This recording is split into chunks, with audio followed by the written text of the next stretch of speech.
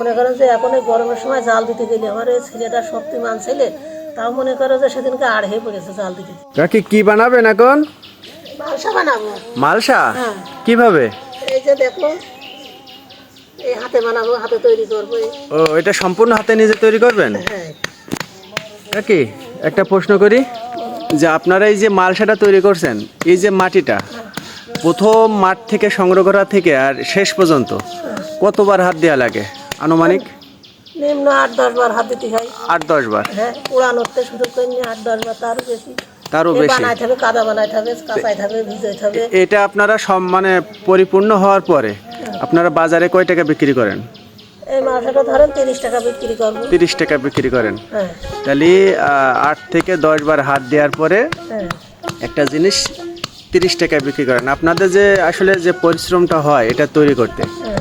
আসলে সেই সঠিক মূল্যটাকে আপনারা পান মনে হয়? আমরা সঠিক মূল্য পাইনি, তো খুব কষ্ট হয় আমাদের, যে খাটনি, মেলা খাটনি এতে। না, অনেকে হয়তো বা বাজারে রেডিতাই পায়, যে পরে কিনে দেখা যাচ্ছে 30 টাকা বা 40 টাকাতে কিনে মনে করে যে আসলে খুব সহজ ব্যাপার। না, আসলে এটা আসলে তো মাটির এই জিনিসগুলো তৈরি করতে খুব কষ্ট হয় এবং অনেক পরিশ্রমের পরে এটা পরিপূর্ণ হয়। হ্যাঁ, মেলা কষ্ট হয়। এ মনে করেন যে শীতের দিকে যাই হোক, আর এখন ওই আগুনের কাছে যেয়ে পুড়া দিতে গেলে খুব কষ্ট। ও, তাহলে আগুনের তাপে আরো বেশি কষ্ট হয়। ওরে বাবা, এখন মানুষ এমনি বাঁচছে। এই কতদিনে পোড়াতে হয়? কয়দিন?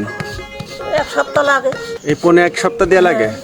1 সপ্তাহ শুকোইতে হবে, তুলতে হবে, নামাতে হবে, আবার হচ্ছে ঘরে তুলতে হবে, বৃষ্টি আসলে আবার রোদে ঠুলি কেটে যাবে। তাহলে 30 টাকার পিছনে অনেক পরিশ্রম। ওরে বাবা, অনেক কষ্ট। তাহলে সঠিক পথটাই অনেক পরিশ্রমের পথ। হ্যাঁ, খুব কষ্ট আমাদের কাজে, খুব কষ্ট। আর অন্যায় পথে দেখেন মানুষ কিন্তু মিনিটই লক্ষ লক্ষ টাকা কামাচ্ছে। হ্যাঁ, অন্যায় পথে সবসময় তারা তো ধরেন যে সেকেন্ডে তারা ইনকাম করে, আমাদের তো তা না। আমাদের ধরেন যে আমরা গরিব মানুষ, আমাদের এই খেটে মনে করেন ওই খরচ করতে হয়। আগে তো ফ্রিতে পুরানো যেত, এখন ফ্রিতেও না, এখন গুঁড়ো কিনতে হয়। এক ঢোক বাস্তা 300-400 করে টাকা। হ্যাঁ, মনে করেন 1000 টাকা পুরানো। এই গুঁড়োটা কিসের গুঁড়ো? ওই যে মিলি, ওই যে কাঠের গুঁড়ো? কাঠের গুঁড়ো? ও আচ্ছা আচ্ছা, কাঠের গুঁড়ো পুরানি।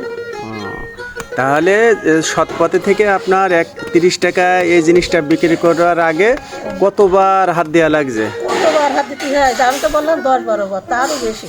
মানে আনুমানিক বললেন? হ্যাঁ, আনুমানিক আন্দাজে বললাম।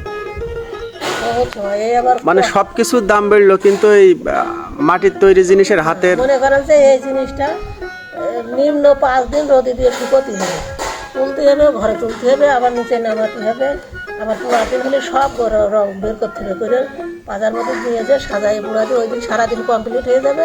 আর মনে করেন যে এখন এই গরমের সময় জাল দিতে গেলে আমার এই ছেলেটা শক্তিমান ছেলে, তাও মনে করো যে সেদিনকে আড় হয়ে পড়েছে জাল দিতে দিতে, যেই গরম, অতিরিক্ত গরম।